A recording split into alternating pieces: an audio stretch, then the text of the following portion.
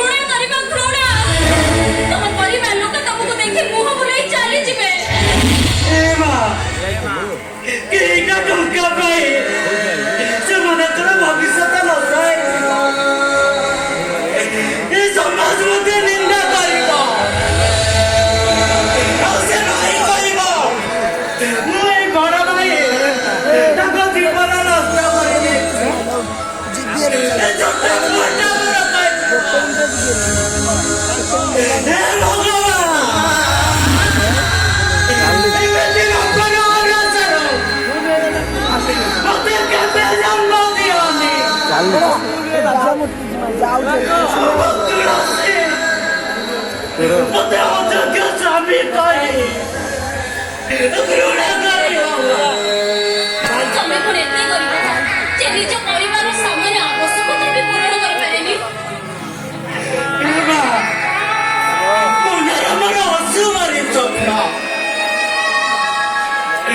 ମଝିଆ ଭାଇଟା ମୋର ଇଞ୍ଜିନିୟର ହବ, ଆଉ ସାନ ଭାଇଟା ଓକିଲ ହବ। କେସ୍ ଲଢିବ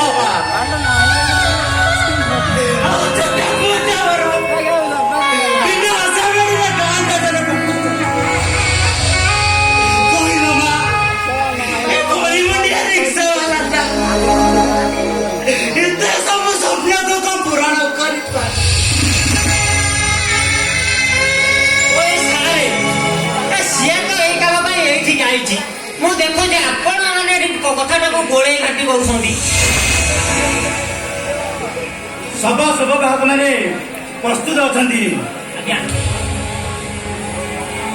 ତା ପୂର୍ବରୁ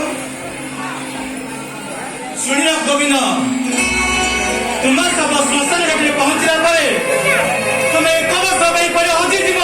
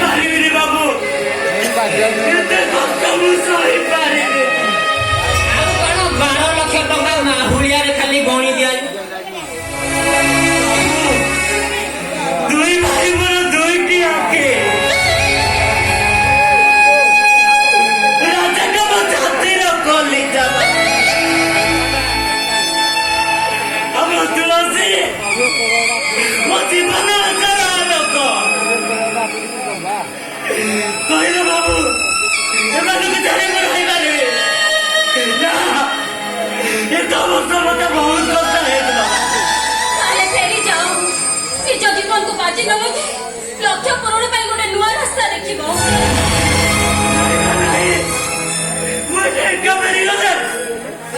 ସେମାନଙ୍କ ଭବିଷ୍ୟତ ନଷ୍ଟ ହେଇଯିବ ମା। ସେ ଭାଇ କହିବ ମୁଁ ତାଙ୍କ ଜୀବନ ନଷ୍ଟ କରିବି।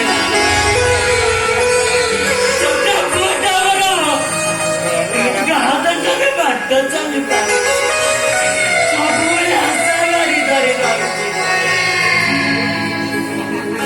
ମୁଁ ସବୁ ସହିପାରିବିନି ମା, ମୁଁ ସବୁ ସହିପାରିବିନି। ବୁଝେଇ ଦେବି ଏ ଚାକିରି ପତ୍ର ତାକୁ ବୁଝେଇ। ମୋ ଗୋବିନ୍ଦଟା କେତେ ଭଲ ବେ। ମୁଁ ସିନା ସେଦିନ ମିଛରେ ରାଗୁଥିଲି, ମୋ ଗାଁରେ ସିନା ଗୋଟେ ଭଲ ଯନ୍ତ୍ର ଦେଖିକି ହାତ ପକେଇଛି। ନିଅ ଗୋବିନ୍ଦ,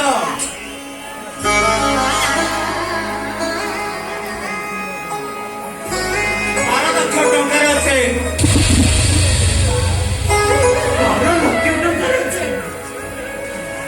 ବାବୁ ଏ ଗୋବିନ୍ଦଟା ଏତେ କରି ମତେ 7 ଟଙ୍କା ଦେବେ, 7 ସପନ।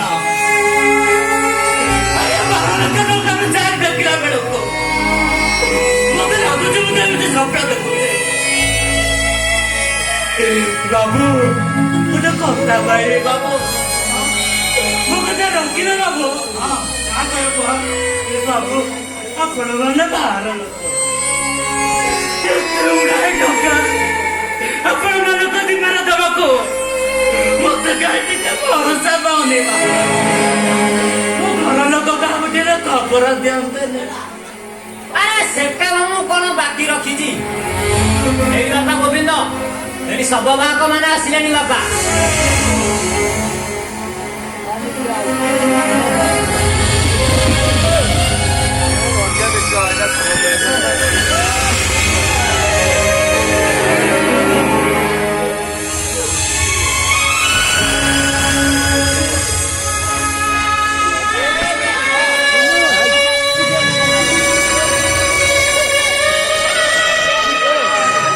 ଏଠି ବାପା ଏଥର ଶୋଇପଡ଼ ବାପା।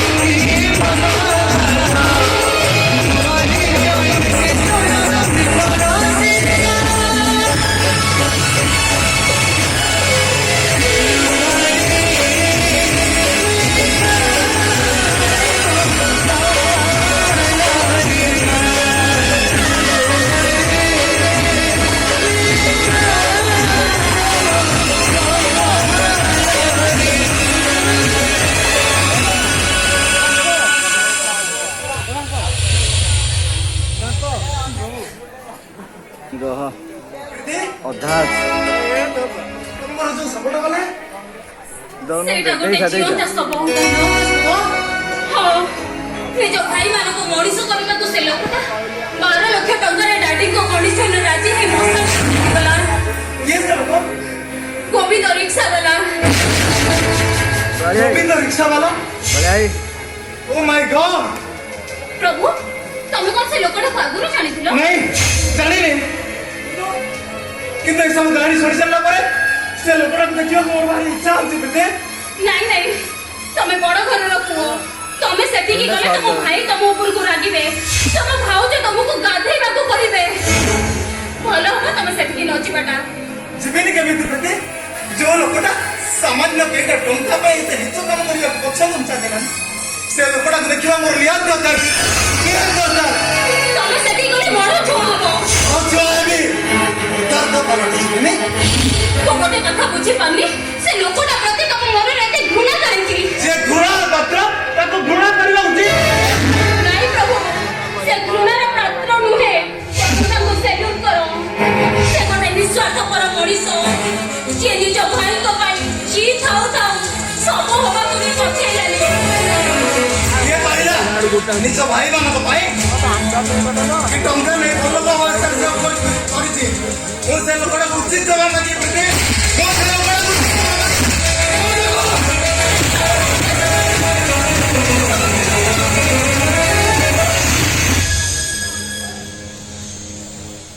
ଏସବୁ କଣ ହଉଛି ମୁଁ କିଛି ବୁଝିପାରୁନି ମୋ ମୁଣ୍ଡରେ କିଛି ବି ବସୁନି